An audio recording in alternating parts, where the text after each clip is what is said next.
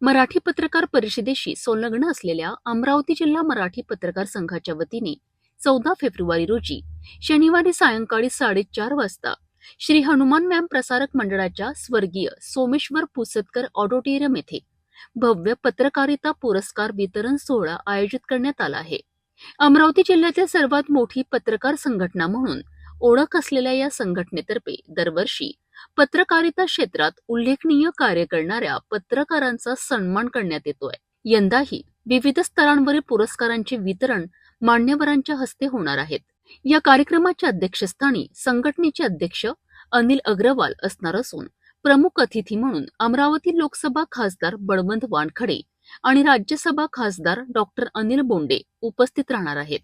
तसेच जिल्हाधिकारी आशिष शेरेकर, पोलीस आयुक्त राकेश ओला आणि सकाळचे समूह संपादक राहुल गडबाले यांची विशेष उपस्थिती राहणार आहे. या वर्षीच्या स्वर्गीय दादासाहेब काळमेघ राज्यस्तरीय पत्रकारिता जीवन गौरव पुरस्कार दैनिक देशोन्नतीचे संपादक प्रकाश पोहरे यांना प्रदान करण्यात येणार आहे. 30 वर्षांची प्रदीर्घ सेवा आणि राजकीय, पर्यावरण तसेच शेतकरी विषयांवरील अभ्यासपूर्ण लिखाणाकरिता त्यांना हा सन्मान दिला जात आहे. या पुरस्काराचे स्वरूप 41,000 रुपये रोख, सन्मान चिन्ह, शाल आणि श्रीफळ असे आहे. तसेच स्वर्गीय जुगल किशोरजी अग्रवाल स्मृती राज्यस्तरीय पत्रकारिता पुरस्कार IBN 18 चे वृत्त निवेदक विलास बडे यांना दिला जाणार आहे. 30 वर्षांची पत्रकारिता सेवा, सखोल विश्लेषण आणि अभ्यासू दृष्टिकोन याकरिता त्यांची निवड करण्यात आली आहे. या पुरस्काराचे स्वरूप 31,000 रुपये रोख, सन्मान चिन्ह, शाल आणि श्रीफळ असे आहे.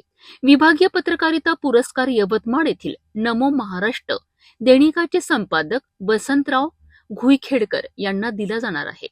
या पुरस्काराचे स्वरूप 21,000 रुपये रोख, सन्मान चिन्ह, शाल आणि श्रीफळ असे आहे. जिल्हास्तरीय पत्रकारिता पुरस्कार दैनिक प्रतिदिनचे वृत्त संपादक प्रवीण आहुजा यांना त्यांच्या 30 वर्षांच्या सेवेसाठी प्रदान केला जाणार आहे. तर जिल्हास्तरीय ग्रामीण पत्रकारिता पुरस्कार दैनिक आपली मातृभूमीचे वरुड तालुका प्रतिनिधी चंद्रकांत भड यांना शेतकरी व शोषित समाजाच्या प्रश्नांवरील सातत्यपूर्ण लिखाणाकरिता दिला जाणार आहे. या सोहळ्याकरिता पत्रकार बांधव, सामाजिक व राजकीय क्षेत्रातील मान्यवर तसेच नागरिकांनी मोठ्या संख्येने उपस्थित राहण्याचे आवाहन आयोजकांनी केले आहेत.